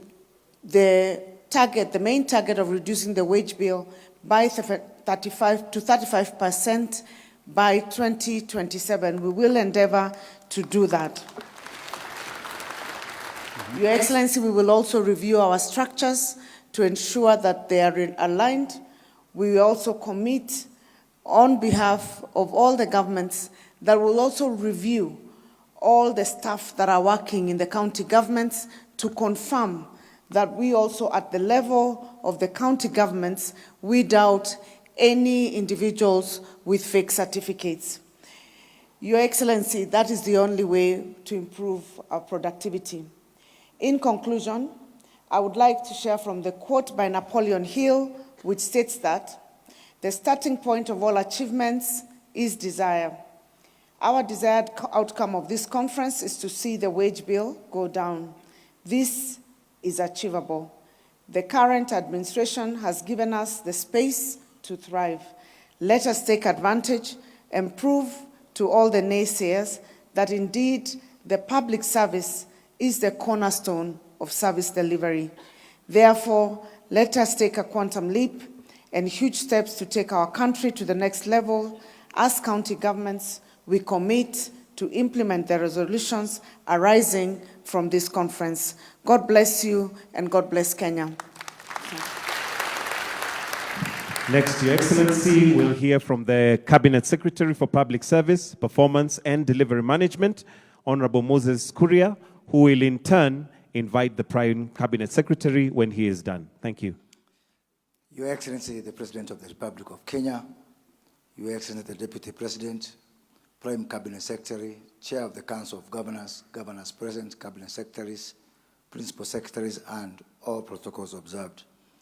The Ministry of Public Service is cognizant that the issue of reducing the wage bill from the current 46% of our revenue to that 5%, it is not a nice to have, it's a must to have. It is not an option, it's an imperative. And in this regard, the ministry is also cognizant of the fact that this is not the only issue that we have to deal with to reduce our recurrent expenditure, which continues to frustrate our ambitions. As we open our balance sheet every year, we open with an irrevocable commitment to fund several programs, to fund our free primary program, to fund our free secondary program, to fund our fertilizer subsidy program, to fund our social protection, to fund our counties, to fund our NGCDF. I don't know why anybody would want to be the president of this country. Because even before we open the year, we are opening with so many commitments which are irrevocable and which are non-discretionary.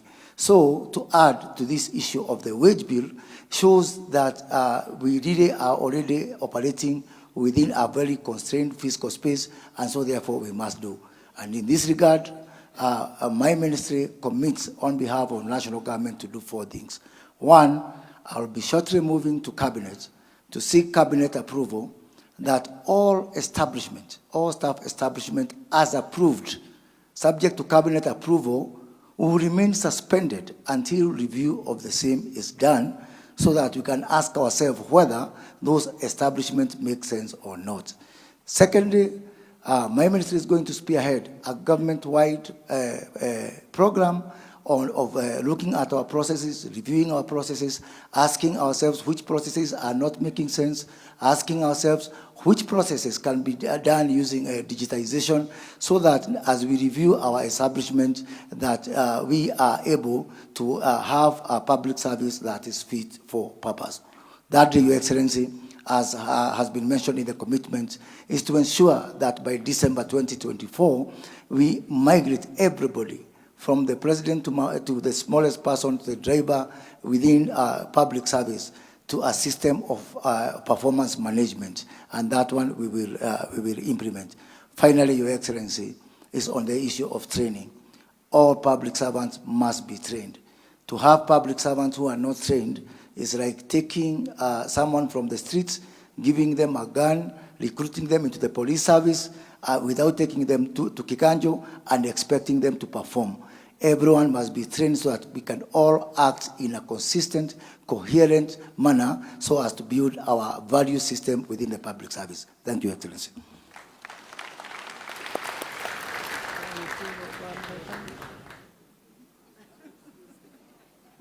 Now it is my pleasure to invite the Prime Cabinet Secretary, the one on Henry Earthquake, Honorable Musalia Mudavadi. Thank you. Thank you. Your Excellency, the President, Dr. William Samoei Ruto, Your Excellency, the Deputy President, my colleagues in Cabinet, the Chair of SRC, distinguished governors, participants, good afternoon.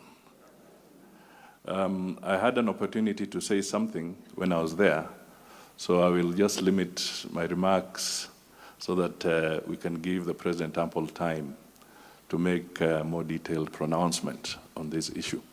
But first, let me commend the SRC and all the people who have put this convention together, because indeed it is a very significant gathering that is aimed at shaping and improving our economy. That is absolutely important. The second thing is just to be a little bit maybe philosophical. Ladies and gentlemen, you know Bomas is famous. Resolutions in Bomas sometimes are bitter, sour, or sweet. But today we are gathered here on a very fundamental issue. And what I want to acknowledge is that we are all resolving that the target of 35% to revenue ratio on the wage bill is significant, it's important, it's a critical target. You are resolving to be part of a team that is now going to be enjoined to Zakayo, in quotes, so that you can be part of these tough decisions that have got to be made. The President of the Republic of Kenya has been making very tough decisions, extremely tough, because the status of the economy that was inherited by the Kenya Kwanza government was extremely difficult, and it remains difficult. So difficult decisions have got to be made to deal with debt, to deal with revenue, to deal with security, and so many other things. And what we are addressing here, and the resolve that we shall have in making sure that we can follow through on this, is going to be both bitter, sour, but ultimately sweet for the people of Kenya if we do it right, and we do it knowing that we have a target set collectively to improve the well-being of the country. So that is all I can say. Let me not go into any other numbers or details. And it is my honor to request the Deputy President, Rigathi Gachagua, to come forward and make his remarks, and thereafter invite His Excellency the President.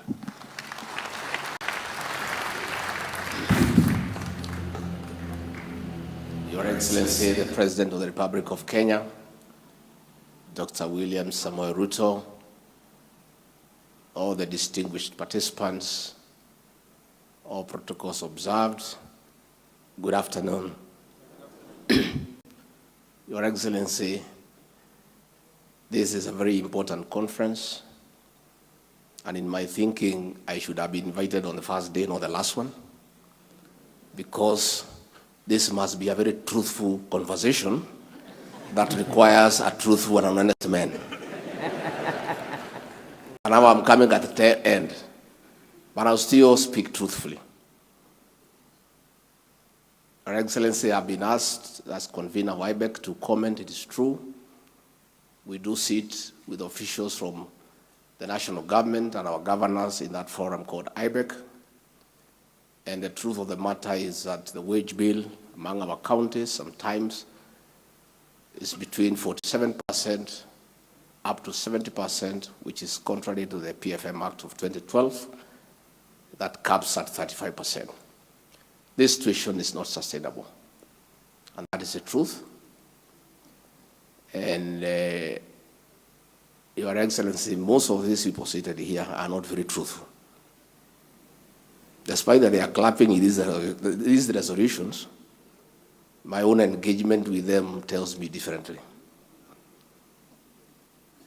In my duty as coordinator of constitutional commissions and independent offices, which you have given me, and it's a great privilege, I receive many complaints and petitions against this or that commission.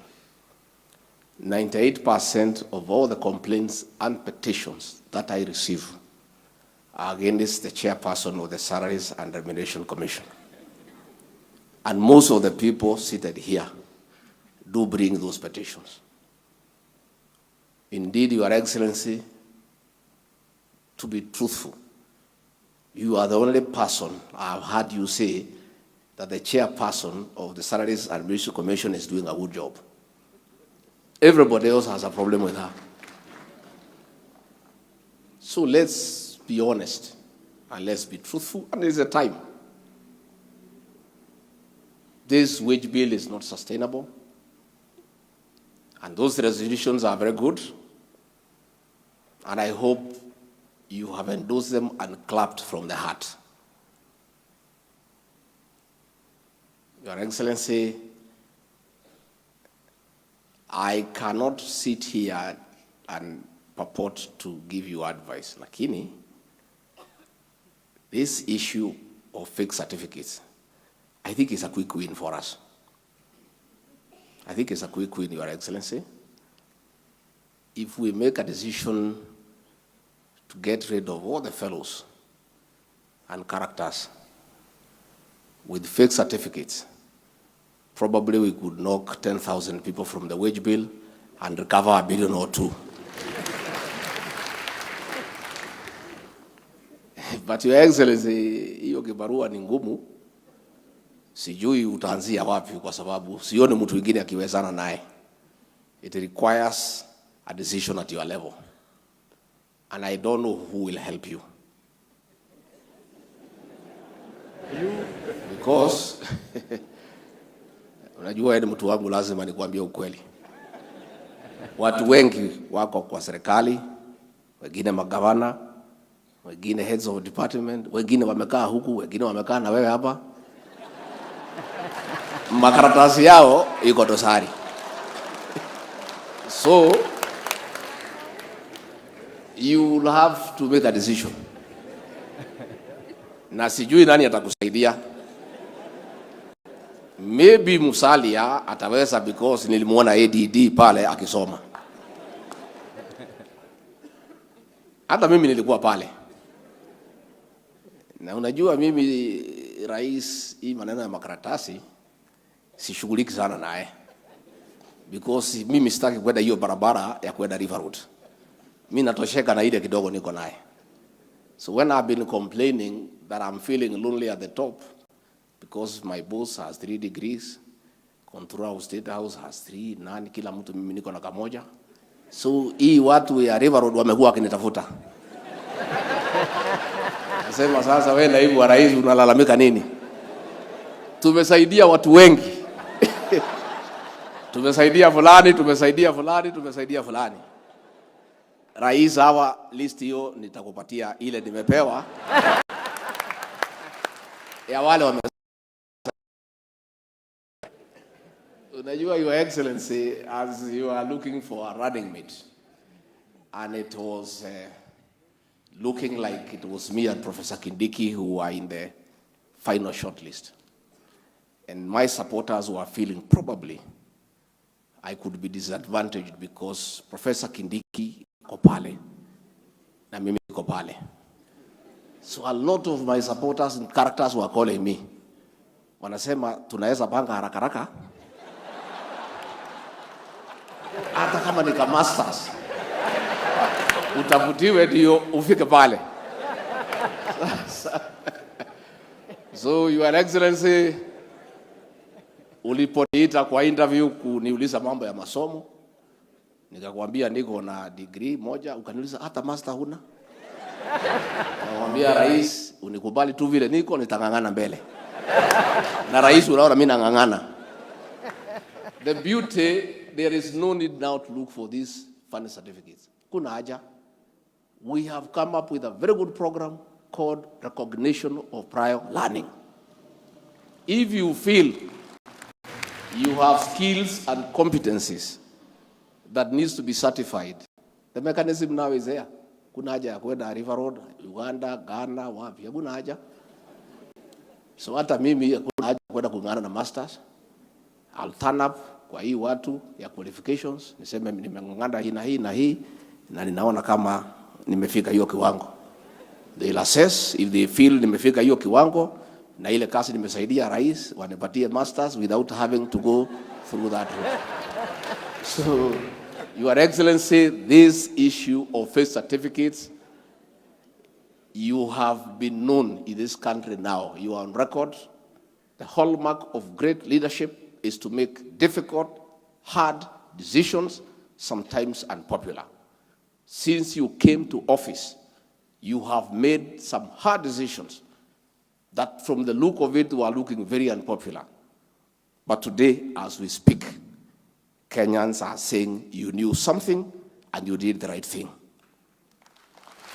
In this matter, wage bill, in this matter of fake certificates, Your Excellency, I want to encourage you, make hard decisions that will be beneficial to this country. And that will form part of your legacy.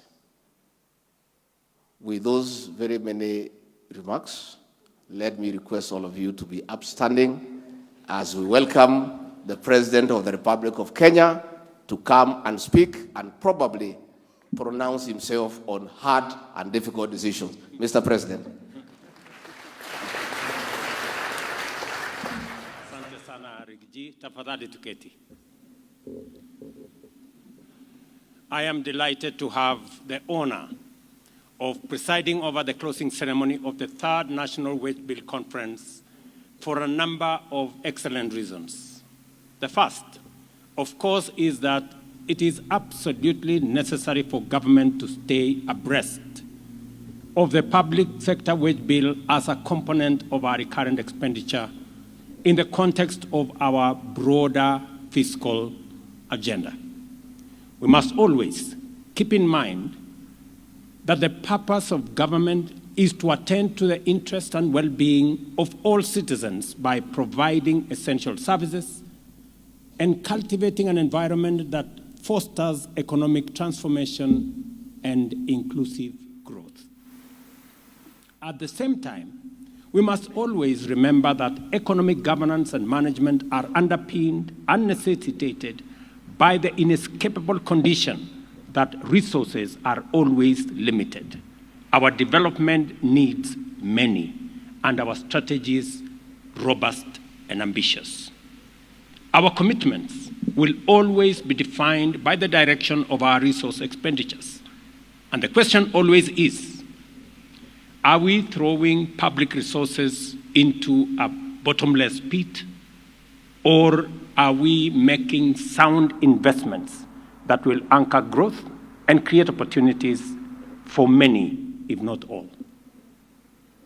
This reality is the fundamental question which follows us whenever we concern ourselves with any aspects of public finance management, and which is always answered one way or another by our budgets, whether it is at the national or at the county level. The second reason why this event is important is that the bottom-up economic transformation agenda has invited Kenyans to bravely confront difficult questions, make hard and often painful decisions, and evaluate whether we are serious about rapid growth and inclusive prosperity. The bottom-up economic transformation agenda examined the levels of poverty in our country, the number of people without employment, persistent food and nutrition insecurity, as well as severe vulnerability to climate shifts. The agenda has also prescribed a radical program of ambitious investment in programs and projects with potential to rapidly and sustainably turn the situation around. These investments in the strategic sectors of agro-industrial growth and food security, the micro, small, and medium enterprise, universal health care, affordable housing, and the digital and creative economy require development financing to be available consistently and over a long period. In turn, this imperative has brought home the implications of a national fiscal culture where recurrent expenditure has grown excessively, devouring development expenditure and depriving the country of opportunities to achieve real growth. In fact, this culture reached the point of borrowing expensive debt to finance recurrent expenditure and consumption subsidies. The cost of this trend is very high debt with increasingly risk of distress, low development, unsustainable recurrent budgets, runaway unemployment, poverty, and of course, inequality. Following extensive consultations around the country, we agreed as a people of Kenya that this situation cannot continue. We have to stop living dangerously and beyond our means. We instead need to tighten our belts and make necessary adjustments to make resources available for productive investment. We have seen the fruit of this resolve. As a result of prudent management strategies and bold decisions, we are now far from the cliff of debt distress. Investor confidence is growing in our country. Our currency has reversed its previous calamitous slide against major international currencies. Our import cover has grown to commendable levels, and our general economic outlook is positive. Food production has grown by record margins in successive seasons. Kenyans are receiving health care at home because of our community health promoters program. Young men and women are finding increasing employment opportunities across economic sectors, starting with our affordable housing program and all the digital space. As I talk to you today, we have 140,000 Kenyans working in our affordable housing program that were not working last year. We have 120,000 young people monetizing their digital skills. And many more are in the pipeline as we implement our program. There is no doubt that the implementation of the bottom-up economic transformation agenda has placed the country on the right path. Consequently, I am confident that the consistent execution of this agenda will deliver the goods we pledged in our manifesto. The Constitution mandates the government to ensure that public expenditure promotes the equitable resource and development of the country. The Salaries and Remunerations Commission is mandated to continuously monitor the fiscal sustainability of public compensation bill, the ability of the public sector to attract and retain best available skills, recognize productivity and performance, as well as transparently and fairly adjudicate on matters which bill.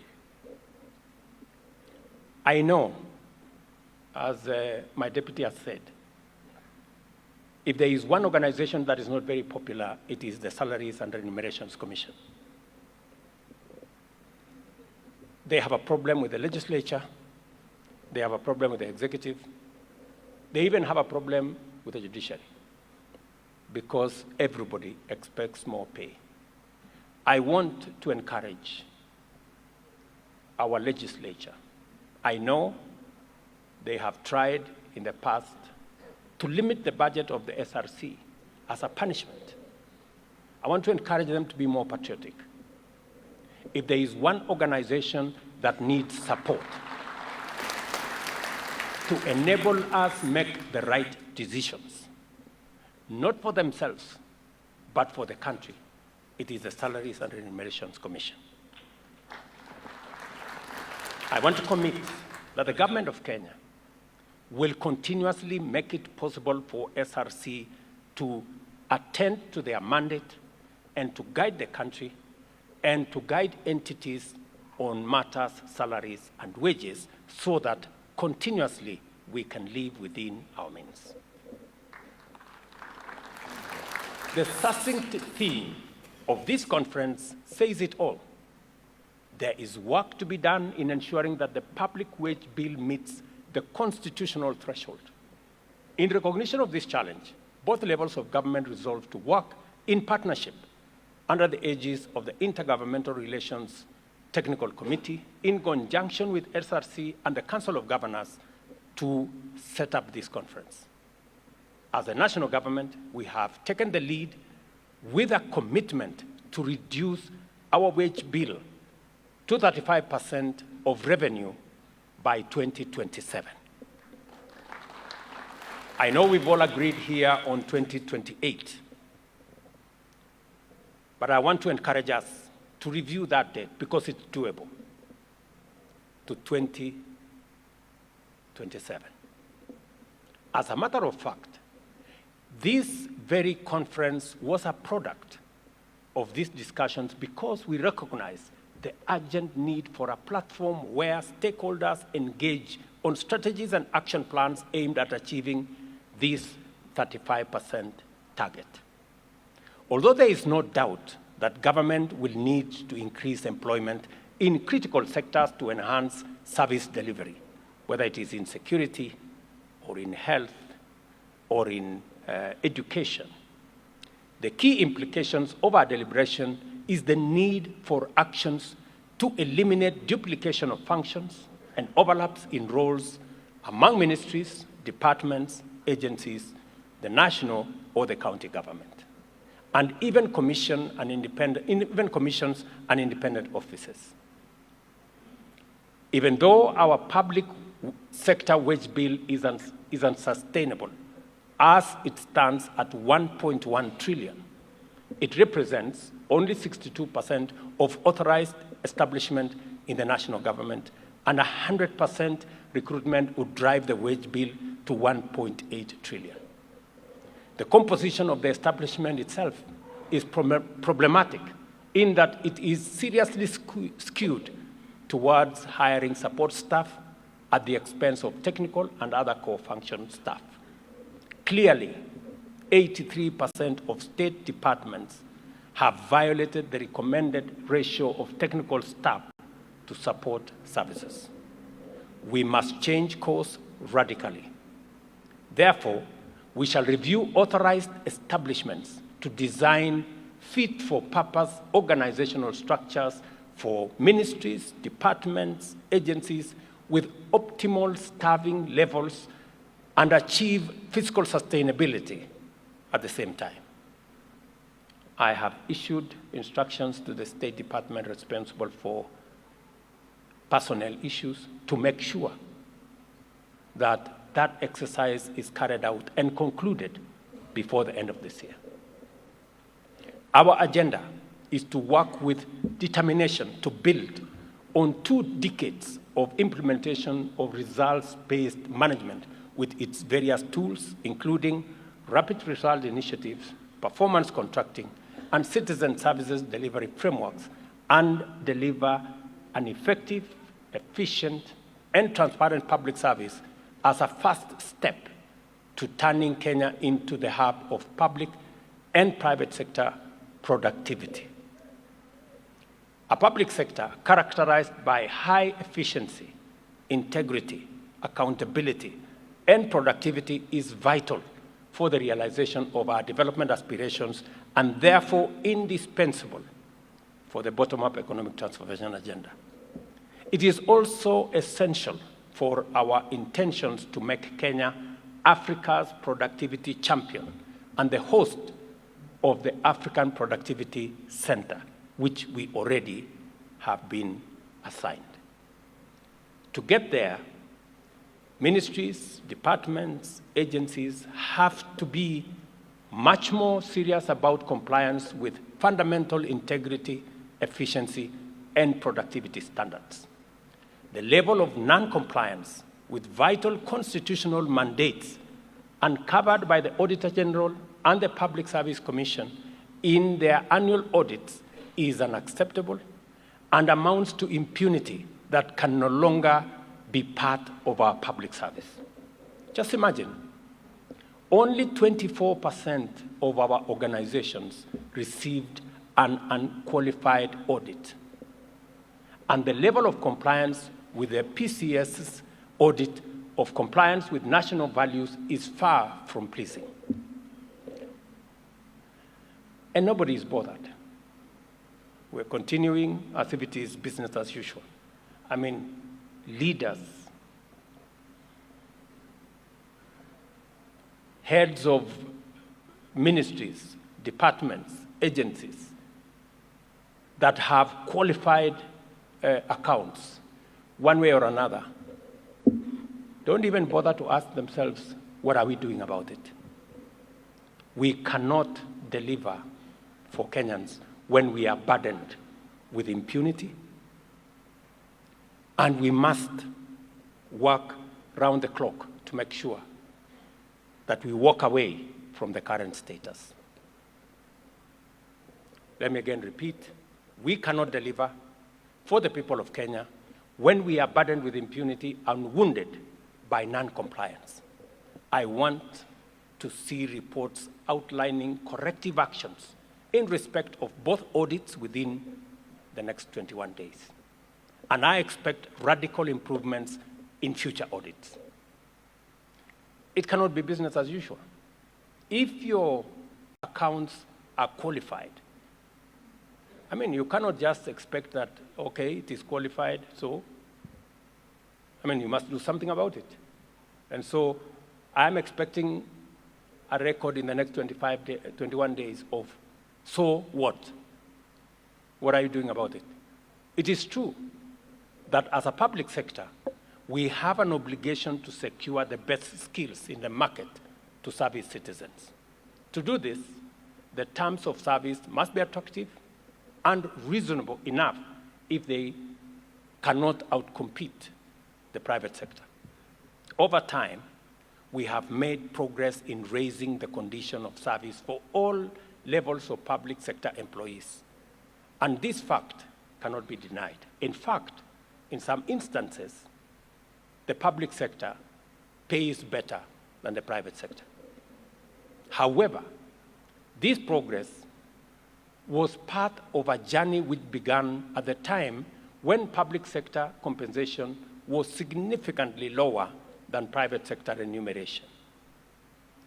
The objective was to bring the two categories, public and private, within a reasonable range, not to sustain a practice of perpetual increment.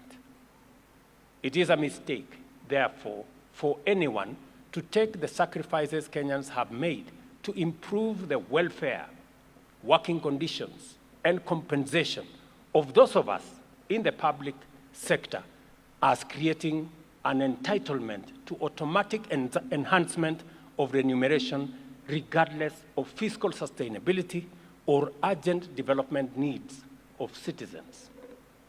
It is a tragedy for highly educated professionals to make unreasonable demands in the face of economic hardships and fiscal constraints and at the expense of legitimate needs of other citizens. We have, ladies and gentlemen, and I repeat this, without any doubt of equivocation, we have to live within our means. It is just as simple as that. We have a duty to dedicate ourselves to a citizen-centric public service paradigm and make our contributions to better in order to extend the benefits of development to reach every citizen. Let us be patriotic servants and diligent professionals. I commend the institutions which have won the Wage Bill Accountability Awards for setting a worthy example for the rest of the public service. They just confirm to us that it is possible. So if anybody doubted, they have demonstrated its feasibility. And I congratulate them and I tell them, keep it up. I have carefully listened to the resolutions of the Third National Wage Bill Conference as read here by the chairperson of the SRC, and identify myself with the proposed strategic interventions aimed at putting Kenya on the path to a public service wage bill that is sustainable under the Towards 35 aspiration set out in the conference theme. Let us collaborate and remain committed to implementation, because that is where the test is. We cannot fail if we work together in the spirit of patriotism, partnership, and teamwork. The government of Kenya remains committed, available, and determined to support every institution in implementing these resolutions. We must therefore get to work immediately and remain on the job until it is done. We have, ladies and gentlemen, a unique opportunity to achieve radical and lasting positive change in our country, whose effects will last for generations. This is why we must remain focused at all times, collectively. The third annual Wage Bill Conference, which we have privileged to attend this moment in our history. And I am confident that the next time we come here, we will be reporting progress. As I have requested, Madam Chair, that the job that we have assigned ourselves, bringing down the wage bill from 46% to revenue to 35% to revenue, can be achieved by 2027.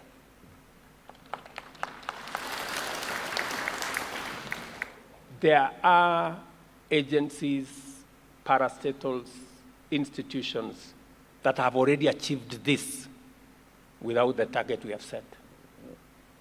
They confirm to us that with commitment, with determination, with courage, we can achieve this sooner than even 2027. We need to work collaboratively, we need to work together, and see to it that every agency pulls their weight. And as I have said, already the 2,100 identified people who have been earning government wages and salaries with fake certificates, so that tusisumbuane, they should just refund the money we pay them as salaries and wages, so that we stop the games. Otherwise, EACC, DCI must move with full speed to recover public resources that were spent on this field. Let me also announce here that those who have fake certificates working for government at any level, please surrender and walk away, because it will not be business as usual as we go into the future. It is impunity of the highest level for any person to walk into a government office knowing very well that they have a fake certificate and actually get a job. I think it is, we spend 65 billion shillings every year on our education, surely. We should be able to take advantage of the 65 billion shillings we spend and get the 650 billion Kenya shillings every year we spend on education. You should be able to take advantage of the 650 billion we spend on education and get yourself a proper certificate. I don't think that it's too much to ask, so that at least we can hire. Part of the challenges we have in the public service is because the people who are working there don't have the qualifications they claim to have. And that contributes to the problem that we have. But finally, let me congratulate the Salaries and Remuneration Commission governors, and all that have participated in this conference, that we are harmonizing our strategy, we are collaborating, we are working together to make sure that we take our country to the next level. And I am very confident this country is a country of tremendous potential. This country is a great country. This country is a blessed country. We can take Kenya to the next level, working together. And I am very confident that it is doable. The third Wage Bill conference is now officially closed. Asanteni sana, and God bless you.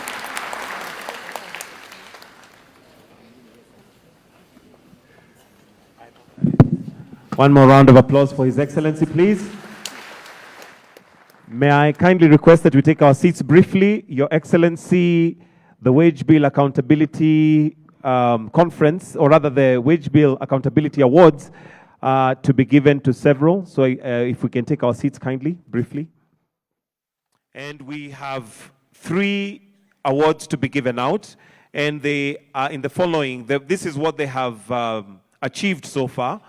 The wage bill for these institutions has not been more than 35% ratio of revenue for 3 years consecutively. They have also demonstrated improvement on reduction of ratio of wage bill to revenue towards achieving 35% 3 years consecutively. They have unqualified audit opinions for the last 3 years consecutively, and have also put in place productivity mainstreaming measures. Your Excellency, I'll now move to those who are going to be awarded. And the first institution is Unclaimed Financial Asset Authority, UFAA, as second runners-up. If we can put our hands together for them as they now receive their award. That is Unclaimed Financial Asset Authority, UFAA, who are second runners-up.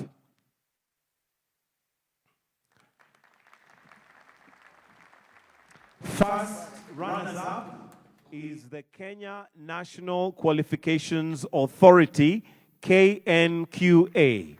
Put our hands together for KNQA, first runners-up. And the winners, Your Excellency, is Insurance Regulatory Authority, IRA.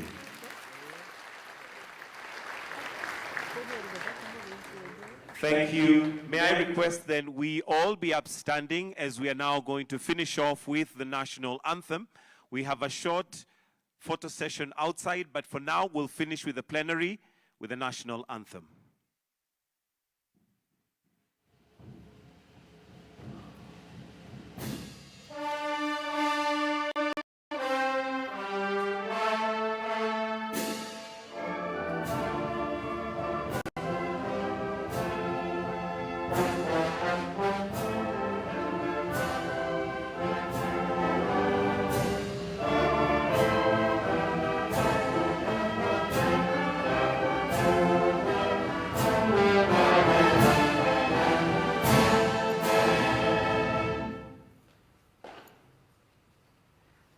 Your Excellency, we've come to the end of this plenary session. We'll request that we remain standing as we allow His Excellency to retreat at his own pleasure.